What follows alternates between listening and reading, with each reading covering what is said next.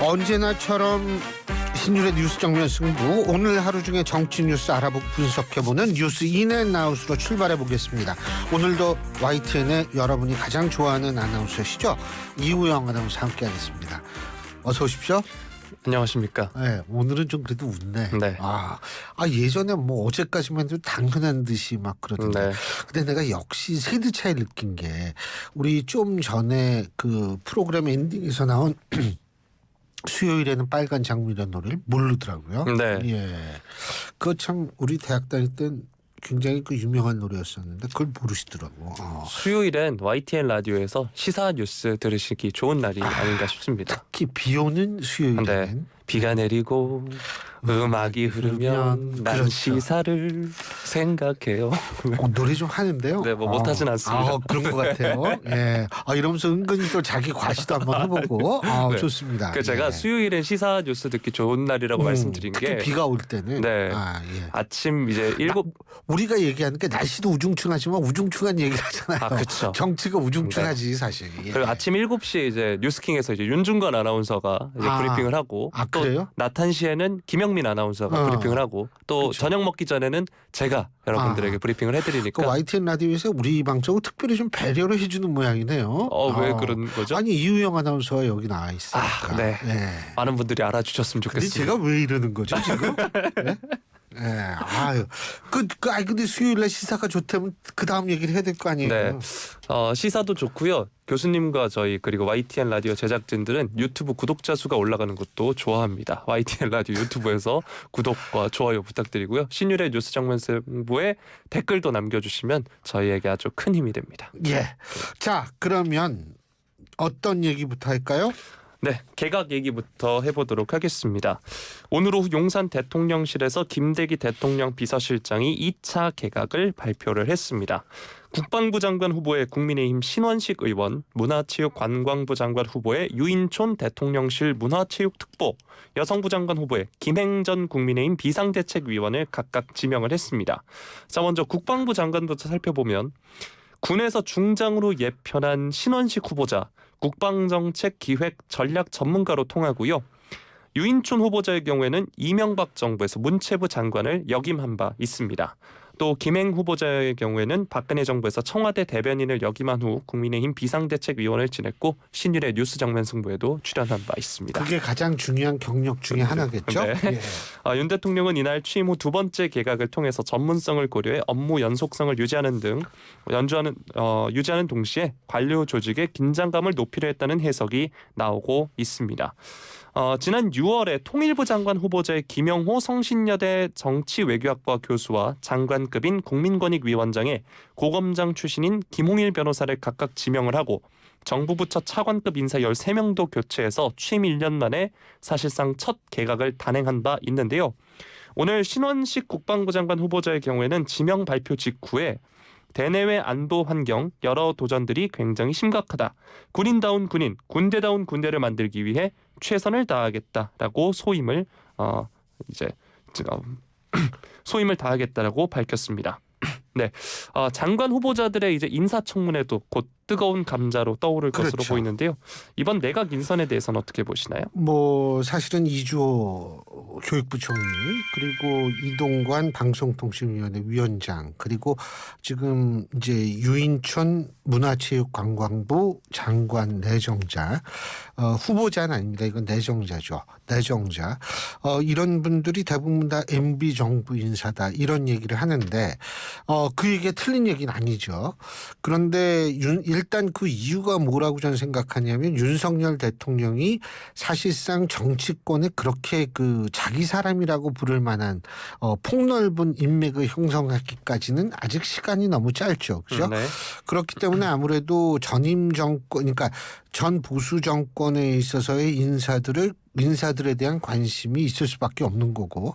근데 이제 박근혜 전 대통령 사람들 같은 경우에는 박근혜 전 대통령이 탄핵을 당했고, 아직은 물론 사면복권이 됐습니다만 아직은 지금 그 탄핵의 어떤 기억이 많은 국민들한테 국민들의 기억 속에 있을 수 있을 가능성이 높기 때문에, 그러니까 이제 이명박 정권 인사들을 많이 쓸 수밖에 없는 것 아닌가, 저는 이런 생각이 생각이 들어요. 그리고 네. 지금 청문회 얘기했는데 제가 볼 때는 아마 국방부 장관 청문회가 가장 뜨겁지 않을까 이런 생각이 듭니다. 분명히 민주당 측에서는 국방부 장관 청문회 때 뭐를 가지고 얘기를 할 거냐 하면 고 최상병 문제에 대한 분명한 입장을 한번 밝혀라. 네. 이걸 가지고 아마 계속 저걸 문제 제기를 할 것으로 생각이 듭니다. 근데 사실 옛날에는 말이에요. 장관 후보자가 국회의원 출신이면 이게 또 팔이 안으로 굽는다 이런 얘기 많이 했거든요. 근데 요새는 그런 게 없어요. 안으로 굽을 팔이 없는 거지. 왜냐하면 서로가 거의 접촉을 안 하거든요. 여야도 접촉을 안 하고 같은 정당 내에서도 계파가 다르면 거의 만나지 않는다는 거예요. 이게 사람이 좀 만나야지. 예? 뭐래도 오해도 좀 풀리고 어떤 얘기가 됐는데 만나질 않으니까 뭐 국회의원 출신 후보자 장관 후보자라고 해서 뭐 좀 봐주고 이런 건 전혀 없는 것 같아요. 제가 만난다 이런 얘기를 하니까 생각이 나는데 정치를 아주 오랫동안 한 원로급 정치인입니다. 이분이 예전에 얼마 전에 그런 얘기를 하더라고요. 자신이 당대표 할 때 이 다른 당 대표한테 좀 만나자 그러면은 내가 당신 왜 만나 막 이런데요. 오늘 저녁에 시간 없어요? 막 이러면은 나 오늘 어디 가야 된다고 그럼 어딜 가야 되는데 이렇게 물어보고 그 사람이 가는 장소에 자기가 먼저 가 있는데요. 예? 그럼 오면 안 만날 수가 없잖아요. 네. 그렇게 해가지고 말을 했다고 그러는데 지금 같은 경우도 사실 그때 그런 방식을 한번 생각해 봐야 됩니다. 자주 봐야 됩니다. 사실 만나서 얘기해야 오해도 좀 덜 쌓이고 그러잖아요. 그러고 네. 사람이 앞에 있는데 네. 예? 그러고 사람 입장도 또 들을 수 있는 기회가 있는 거 아니에요. 네. 이 사람이 사실 뭐 그런 생각을 했구나. 그죠? 네. 좀 그런 게 좀 필요할 것 같아요. 네. 예. 그런 노래가 떠오르네요. 우리 지금 만나. 우리 네. 지금 만나. 네. 그죠? 자, 이렇게 앞서서 앵커께서 같은 정당 내에서도 안 만나는 사람들이 많다라고 얘기를 해주셨는데 무려 1000km를 넘게 기차를 타고 가서 만나는 사람들의 이야기를 해보도록 하겠습니다. 이런 건 안 만나도 되는데 네. 이런 만남은 네.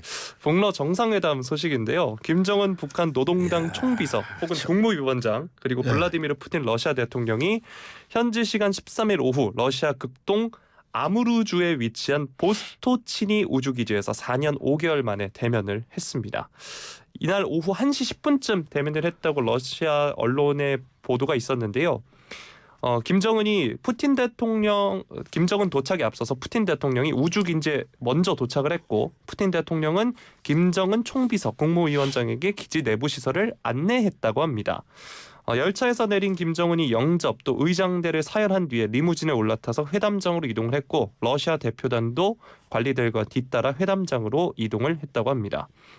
약 3시간 동안 직접 대화할 것이라고 얘기를 했고요. 드미트리 페스코프 러시아 크렘린궁 대변인은 이웃 국가로서 공개하거나 발표돼서는 안 되는 민감한 분야에서 양국이 협력을 실천하고 있다라고 이야기를 했습니다. 정상회담 이후 기자회견은 예정돼 그게 뭔 얘기예요? 네. 차라리 얘기를 하지 말지. 예정되지 않았다고 하고요. 이번에는 이제 김정은의 부인인 이설주 그리고 딸 김주애, 여동생 김여정 노동당 중앙위원회 부부장은 동행하지 않은 것으로 전해지고 있습니다. 이번 회담의 최대 의제는 아무래도 무기 거래 여부입니다.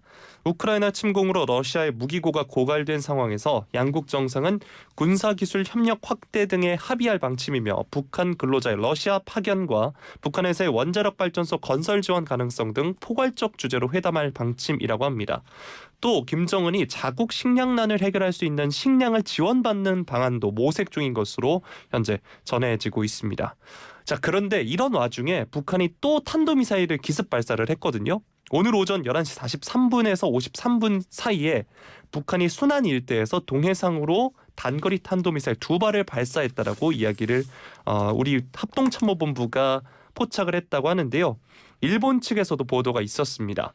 북한이 탄도미사일을 발사한 게 지난달 30일 단거리 탄도미사일 2발을 쏜 이후 14일 만인데요. 탄도미사일 발사는 북러 정상회담을 겨냥해서 연일 경고음을 내온 미국에 대한 견제 성격도 있어 보인다고 하고요. 김정은 위원장이 러시아와의 관계는 북한의 최우선 과제라고 치켜 세우면서 또 제국주의에 맞서 싸우는데 함께할 것으로 확신한다 이런 이런 식으로 강조하기도 했습니다. 이 발언은 어떻게 들으셨나요? 너무 고전적이라서 뭐 어떤 얘기를 해야지. 제국주의, 야 진짜 오래간만에 듣습니다. 제가 대학 다닐 때 이제 주로 우리가 사회과학 공부할 때 많이 썼던 단어인데, 예, 제국주의 참 너무 오래간만에 들으니까 신선하다는 생각까지 드는데, 자 제가 퀴즈 하나 낼게요. 아, 네. 보스토치니 우주기지가 크기가 얼마나 될 것 같아요? 크기요? 네, 크기. 저희 우주기지의 크기. 저희 집보단 클 것 같은데. 아, 네. 집이 굉장히 넓은. 혹시 무슨 자벌집 아들? 아닙니다. 자벌집 막내 아들? 아닙니다. 아니에요? 네. 아. 네. 이 보스토치니 우주기지 우리나라에는 어디 있어요? 우리 나로 어디 있었어요? 전남 고흥에 있죠. 네, 나로 우주센터에 있죠. 네. 나로 우주센터의 약 100배라는 거예요. 아. 엄청 커요. 네. 엄청 큰데 중요한 거는 외교라는 거는 시기도 그렇고요. 만나는 장소도 그렇고 상징성이 되게 중요하거든요. 그런데 실제로 러시아가 기술을 넘겨주는지 안 넘겨주는지는 우리는 알 수가 없어요. 그거는. 그런데 어쨌든 여기에서 만남으로써 실제적으로 이 북한한테 우리는 일종의 이 첨단 기술도 넘겨줄 수 있다라는 그런 뉘앙스를 팍팍 풍기는 거죠. 그러면 북한의 입장에서 볼 때는 뭐냐면 러시아가 그렇게 나오는 것만 해도 자신들은 또 득을 보는 게 있어요. 실제로 기술을 받지 않는다 하더라도 뭐냐면 받은 척을 할 수가 있잖아요. 이 척이 중요한 거거든요. 받은 척을 할 수가 있으니까 북한의 입장에서 볼 때도 전혀 이 손해나는 그런 일은 아니라고 볼 수가 있고요. 자, 또 하나는 제가 볼 때는 뭐냐면 북한은 원래 중국과 러시아 사이에서 이른바 전략적 모성이라는 표현보다도 등거리 외교라는 게 맞는데 이 양쪽에 밀고 당기기를 참 잘해요. 북한이 원래 옛날부터 외교. 그런데 이제 중국에게 굉장히 그동안은 좀 기울어진 듯한 모습을 많이 보였는데 러시아와의 관계를 개선하면서 확 러시아 쪽으로 기우는 듯하면 중국이 가만히 안 있죠. 그러니까 이제 또 그러면 중국에서 얻어낼 수 있는 것도 얻어낼 수 있고 이런 측면이 분명히 있다라는 거죠. 근데 제가 좀 어쨌든 지금 정상회담은 이런 건데, 야 근데 2,300km를 기차를 타고 갔다. 네. 만나러요. 그러면은 제가 볼 때 만나러 우리 지금 만나. 네. 근데 2,300km 기차를 타면은요. 기차에서 내려도 기차 탄 기분일 것 같아요. 네. 그렇잖아요, 네. 사람이. 예. 자, 예, 그렇습니다. 네. 자, 이런 와중에 북한의 또 다른 탄도미사일 발사 이에 대해서는 어떤 의미를 담고 있다고 보시나요? 독재자의 가장 중요한 특징이 뭔지 아십니까? 독재자의 가장 중요한 특징은 자신의 장악력을 국내외에 수시로 과시하려고 하는 특징이 있습니다. 김정은이도 예외가 아니죠. 중요한 건 뭐냐면 내가 이렇게 자리를 비워도 우리는 습관적으로 해온 일을 계속 할 수 있다. 예? 그걸 좋게 표현하자면 시스템으로 돌아간다라는 걸 보여주고 싶을 때도 있고요. 또 아니면은 자신에 있어서 내가 없더라도 나는 이 정도로 확실한 장악력을 행사할 수 있다. 이런 거를 보여줄 수 있는 것이고 제가 볼 때는 그런 의미에서의 탄도미사일 발사라고 볼 수가 있습니다. 근데 뭐 김정은이가 이번에 러시아 가가지고 뭐로 올지는 모르겠지만 식량을 얻어와야 할 정도로 북한의 식량 사정이 굉장히 안 좋은 것으로 알고 있습니다. 일각에서는 아사자가 발생한다라는 얘기까지 나올 정도인데 근데 식량 얻어올 생각하지 말고 사람은 합리적으로 살아야죠. 이 탄도미사일 한 번 발사하는데 돈이 얼마나 드는데요.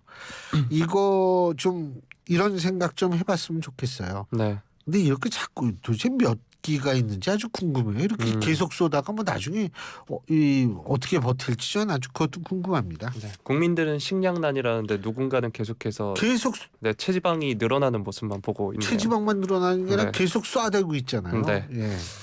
자, 다음 소식은 북러 정상회담에 대한 미국의 반응 한번 살펴보도록 하겠습니다. 미 정부는 현지 시간 12일 북러 정상회담과 관련해서 북러 간 무기 거래 시에 책임을 묻기 위한 조치를 취할 것이라는 입장을 다시 한번 확인을 했습니다. 매슈 밀러 국무부 대변인은 북러 정상회담과 관련해서 북한으로부터 러시아로의 모든 무기 이전은 다수의 유엔 안전보장이사회 결의안을 위반할 것이라는 우리 입장에 대해 매우 분명히 해왔다. 그것은 러시아 정부가 1년 반 동안 우크라이나를 상대로 성공적으로 수행하지 못하고 있는 이 전쟁에서 처한 절박한 상태의 징후일 것이다라고 지적을 했고요. 밀러 대변인은 러시아가 북한과 유엔 대북 제재와 관련한 논의를 할 준비가 돼 있다고 언급한 것과 관련해서는 러시아가 유엔 안보리와 관련해 일방적인 조치를 취할 수 없다라고 못 박았습니다. 패트릭 라이더 국방부 대변인도 브리핑에서 무기 협상에 초점을 맞출 것으로 알고 있다면서 우리는 북한이 러시아에 무기를 공급하지 않겠다는 이전 공개적 약속을 이행할 것을 거듭 촉구할 것이다라고 밝혔습니다.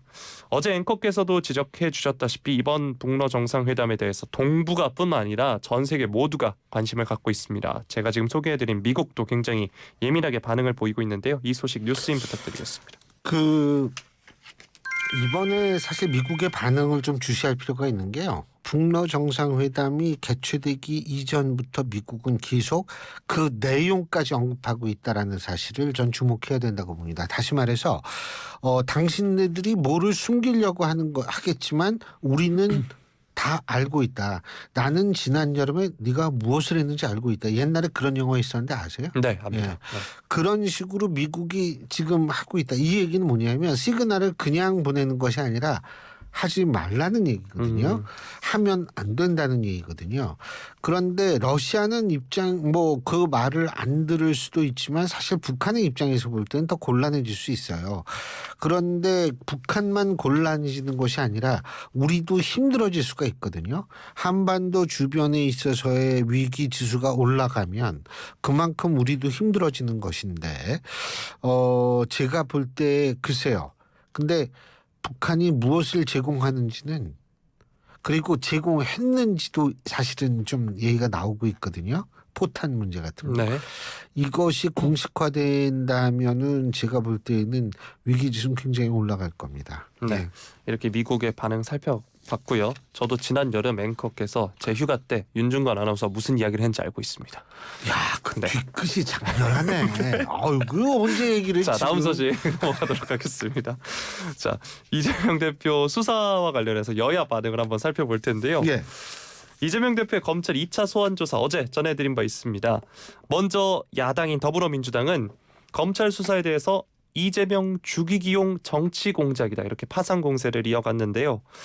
정청래 최고위원의 경우에는 검찰 독재 정권은 정적 제거, 야당 탄압을 위해 단식 중인 이 대표를 2번이나 소환 조사했다. 사건도 되지 않는 사건을 사건화해서 능멸하고 괴롭히고 있다라고 비판을 했고요.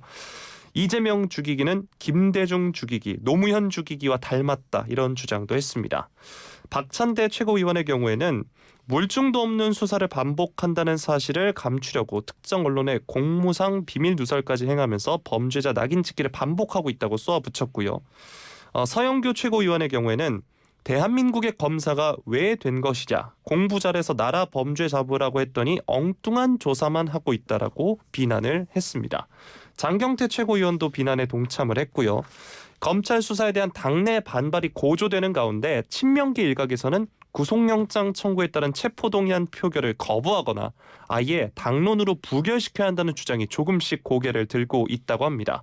앞서서 민형배 의원이 투표 보이콧을 주장을 했는데 이 검찰의 구속영장 청구는 민주당 내 분열이라는 정치적 효과를 노린 것이기 때문에 우리가 응해서는 안 된다라고 거듭 주장을 했습니다. 다만 당 지도부는 아직 구속영장 청구가 이뤄지지 않은 만큼 체포동의안 표결 문제를 공식 논의하지는 않겠다는 입장을 냈고요. 이번에는 이제 여당인 국민의힘 입장을 살펴볼 텐데요. 국민의힘은 더불어민주당이 또 한 번 국회에서 이재명 체포동의안을 부결해서 방탄하려 한다면서 비난을 쏟아냈습니다. 유상범 수석 대변인의 경우에는 민주당 의원총회는 이재명 체포동의안 부결 결의대회나 다름없었다라고 이야기를 했고요.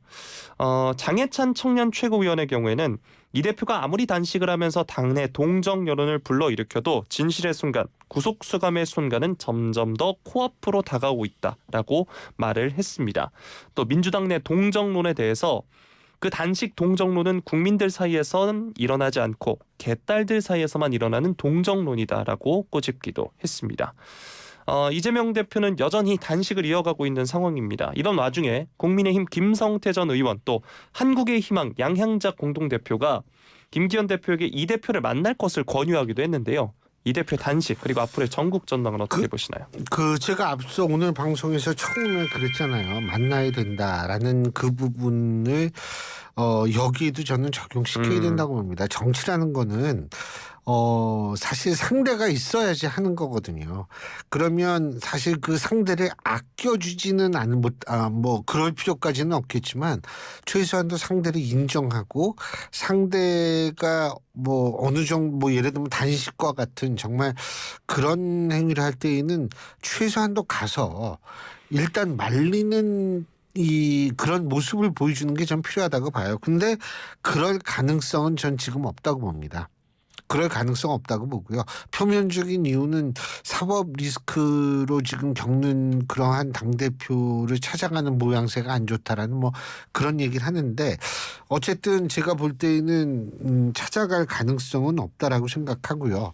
또 하나는 이제 체포동의안 문제인데 검찰이 구속영장을 청구할 것인가라는 부분에 대해서 그래서 체포동의안이 국회로 넘어오면 제가 볼 때는 여러 가지 시나리오가 있는데 지금 총선을 앞둔 시점이라는 것을 저는 주목할 필요가 있다고 봐요. 이렇게 되면 사실은 친명과 비명 간의 갈등이 체포동의안을 둘러싸가지고 극명하게 나타날 수 있는데 이게 총선을 앞둔 시점이 아니라면 제가 볼 때는 조금 그런 것들이 극단적으로 나타나지 않겠지만 총선을 앞둔 시점이라서 정말 전부 아니면 전무의 싸움을 벌일 가능성도 배제할 수는 없다.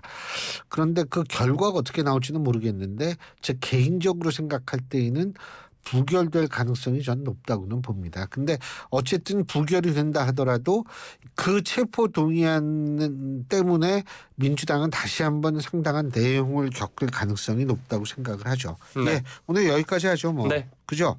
예, 오늘 수고하셨어요. 네. 예. 고생하셨습니다. 지금까지 YTN의 이우영 아나운서였습니다. 고맙습니다.